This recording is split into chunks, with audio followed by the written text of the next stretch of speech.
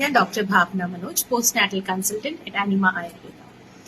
ഒരു ന്യൂ മാം ആയ സ്ഥിതിക്ക് ഒരുപാട് പേര് കടന്നു പോകുന്ന ഒരു ക്വസ്റ്റ്യൻ ആണ്, എന്താ മോളെ വയറ് കുറയാതെ, വയറ് കുറയാൻ നീ ഒന്നും ചെയ്യുന്നില്ലേ, അല്ല എന്താ ഇതിങ്ങനെ തൂങ്ങിക്കിടക്കുന്നത്, ഇപ്പോഴും പ്രഗ്നന്റ് ആണോ, ഇങ്ങനെയുള്ള പല ചോദ്യങ്ങളിൽ കൂടെ നമ്മൾ കടന്നു പോകാറുണ്ട്.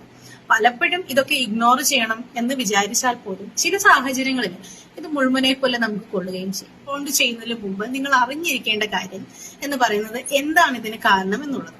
നമ്മൾ ഇതിനു മുമ്പ് ഡയാസ്റ്റാസിസ് റെക്ടൈനെ പറ്റി ഒരു വീഡിയോ ചെയ്തിട്ടുണ്ടായിരുന്നു. അത് നിങ്ങൾക്ക് ഈ വീഡിയോ ഒന്നുകൂടെ കണ്ടു നോക്കാവുന്നതാണ്. ഇന്ന് ഞാൻ പറയുന്നത് എങ്ങനെയാണ് ഡയാസ്റ്റാസിസ് നിങ്ങൾക്ക് ഉണ്ടോ ഇല്ലയോ എന്ന് നിങ്ങൾക്ക് മനസ്സിലാക്കാൻ പറ്റുന്നത് എന്നാണ്.